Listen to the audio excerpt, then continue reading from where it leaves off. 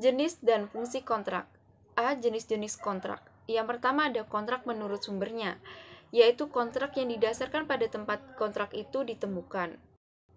Menurut Sudikno Mertokusumo membagi jenis perjanjian kontrak menjadi 5 macam, yaitu yang pertama ada perjanjian yang bersumber dari hukum keluarga, seperti halnya perkawinan.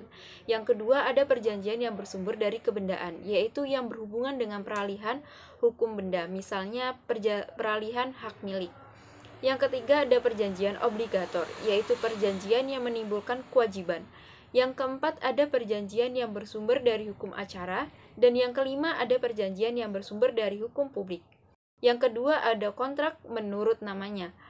Di dalam pasal 1319 KUHP Perdata dan Atika 1355 NBW hanya berlaku yaitu 2 macam, yaitu ada kontrak nominat yang bernama dan kontrak inominat yang tidak bernama. Kontrak nominat adalah kontrak yang dikenal dalam KUHP Perdata yang termasuk dalam kontrak ini adalah jual beli, tukar menukar, sewa menyewa, persekutuan perdata, dan lain-lain. Kontrak inominat, kontrak yang tumbuh dan berkembang dalam masyarakat. Jenis kontrak ini belum dikenal dalam KUHP Perdata yang termasuk dalam kontrak leasing, beli sewa, franchise, dan lain-lain. 3. Kontrak menurut bentuknya. Bentuk kontrak itu dibagi menjadi 2, yaitu yang pertama ada kontrak lisan, kontrak atau perjanjian yang dibuat oleh pihak yang cukup dengan lisan atau kesepakatan para pihak. Pasal 1320 KUHP Perdata, dengan adanya konsensus maka perjanjian itu telah terjadi. Yang kedua ada kontrak tertulis. Kontrak tertulis merupakan kontrak yang dibuat oleh para pihak dalam bentuk lisan. Hal ini dapat kita lihat pada perjanjian hibah yang harus dilakukan dengan akta notaris, pasal 1682 KUHP Perdata. Kontrak ini dibagi menjadi 2 macam, yaitu akta di bawah tangan dan akta notaris. 4. Kontrak timbal balik. 2 macam perjanjian timbal balik. Yang pertama ada timbal balik tidak sempurna, yang dimana menimbulkan kewajiban pokok bagi satu pihak, sedangkan lainnya wajib melakukan sesuatu. Yang kedua, perjanjian sepihak merupakan perjanjian yang selalu menimbulkan kewajiban-kewajiban hanya bagi satu pihak. Tipe perjanjian ini adalah perjanjian pinjam mengganti. Yang kelima, ada perjanjian cuma-cuma atau dengan alasan hak yang membebani. Perjanjian cuma-cuma merupakan perjanjian yang menurut hukum hanya menimbulkan keuntungan bagi salah satu pihak. Contohnya hadiah dan pinjam pakai. Perjanjian dengan alas hak yang membebani merupakan perjanjian di samping prestasi pihak yang satu senantiasa ada prestasi kontra dari pihak lain yang menurut hukum saling berkaitan. Yang keenam, perjanjian berdasarkan sifatnya. Penggolongan ini didasarkan pada hak, kebendaan, dan kewajiban yang ditimbulkan dari adanya perjanjian tersebut. Perjanjian menurut sifatnya dibagi menjadi 2 macam, yaitu perjanjian kebendaan dan perjanjian obligator. Perjanjian kebendaan merupakan suatu perjanjian yang ditimbulkan hak kebendaan, diubah atau dilenyapkan hal demikian untuk memenuhi perikatan. Contohnya perjanjian pembebanan, jaminan, dan penyerahan hak milik. Perjanjian obligator merupakan perjanjian yang menimbulkan kewajiban dari para pihak. Yang ketujuh, perjanjian dari aspek larangannya. Penggolongan perjanjian berdasarkan larangannya merupakan penggolongan perjanjian dari aspek tidak diperkenakannya para pihak untuk membuat perjanjian yang bertentangan dengan Undang-Undang Kesusilaan dan Ketertiban Umum. Di dalam Undang-Undang Nomor 5 Tahun 1999 tentang larangan praktek monopoli dan persaingan usaha tidak sehat, perjanjian yang dilarang dibagi menjadi 13 jenis, bagaimana disajikan berikut ini. Yang pertama itu perjanjian oligopoli, yang kedua penetapan harga, yang ketiga dengan harga benda, yang keempat dengan harga di bawah harga pasar, yang kelima yang memuat persyaratan, yang keenam pembagian wilayah, yang ketujuh perjanjian pemboikotan, yang ke-8 perjanjian kartel, ke-9 perjanjian trust, ke-10 perjanjian oligopsoni, ke-11 perjanjian integrasi vertikal, 12 perjanjian tertutup, dan yang terakhir perjanjian dengan pihak luar negeri. Di dalam hukum kontrak Amerika dikenal pula perjanjian yang didasarkan pada metodenya. Pembagian ini didasarkan pada suatu cara atau metode untuk menentukan kesepakatan dan tindakan simbolik lainnya dalam pelaksanaan perjanjian. Perjanjian menurut metodenya dibagi menjadi 3 macam, yaitu perjanjian pasti, perjanjian komutatif dan berdiri sendiri, dan perjanjian konsensual dan nyata. 1. Fungsi kontrak.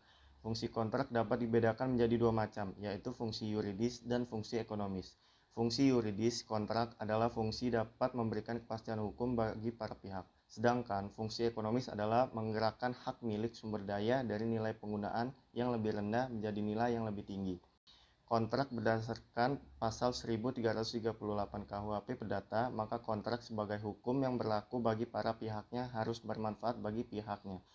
Kontrak dikatakan memberikan manfaat apabila berdasarkan kontrak tersebut pihak-pihaknya mampu melakukan prediksi mengenai kemungkinan apa yang terjadi yang ada kaitannya dengan kontrak yang disusun. Para pihak mampu mengantisipasi terhadap kemungkinan yang akan terjadi serta memberikan perlindungan hukum. C. Momentum terjadinya kontrak. Perjanjian atau kontrak memiliki ketentuan-ketentuan yang diatur dalam pasal 1320 KUHP Perdata. Ketentuan yang berasal dari pasal 1320 KUH Perdata ternyata hanya disebutkan bahwa perjanjian cukup dengan adanya konsensus atau kata sepakat dari masing-masing pihak.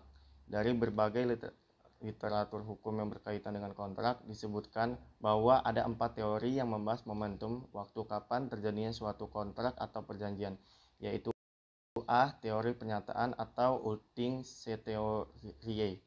Menurut teori pernyataan, kesepakatan terjadi pada saat pihak yang menerima menyatakan bahwa ia menerima penawaran itu.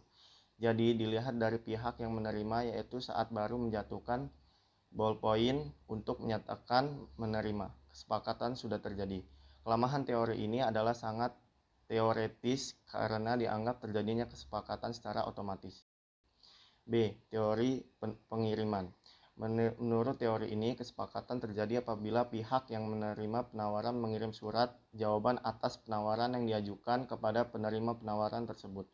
Ketika penerima penawaran mengirim surat tersebut, berarti penerima penawaran sudah kehilangan kekuasaan atas surat. C. Teori pengetahuan.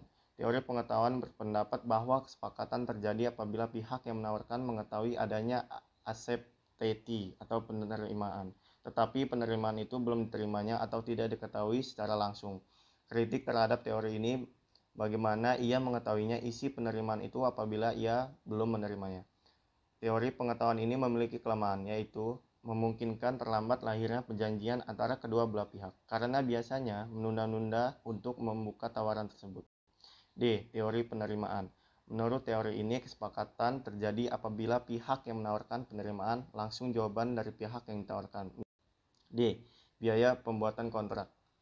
Pada dasarnya, setiap pembuatan perjanjian memerlukan biaya. Biaya-biaya itu meliputi 1. Biaya penelitian meliputi biaya pertemuan hak milik yang diinginkan dan biaya penentuan bernegosiasi. 2. Biaya negosiasi yang meliputi biaya penyiapan. 3. Biaya penulisan kontrak dan biaya tawar-menawar. 4. Biaya monitoring, yaitu biaya penyelidikan tentang objek. 5. Biaya pelaksanaan meliputi biaya persidangan dan arbitrase. 6. Biaya kekeliruan hukum yang merupakan biaya sosial. Mengutip dari sumber Liberia ID, berikut beberapa biaya pembuatan kontrak. Pertama, kontrak kerjasama. Perjanjian ini untuk memperjelas kerjasama dan meminimalisir risiko dalam kerjasama, dimulai dari harga 2 juta rupiah. 2. Perjanjian perkembangan software, dimulai dari harga 3 juta rupiah. 3. Perjanjian kinerja. Perjanjian ini dapat memastikan karyawan perusahaan selalu patuh dengan aturan yang dibuat perusahaan, dimulai dari harga 2 juta rupiah. 4. Perjanjian waralaba atau franchise, dimulai dari harga 3,5 juta rupiah. 5. Perjanjian investasi. Perjanjian ini dapat melindungi kepentingan bisnis Anda dan investor, dimulai dengan harga 3 juta rupiah.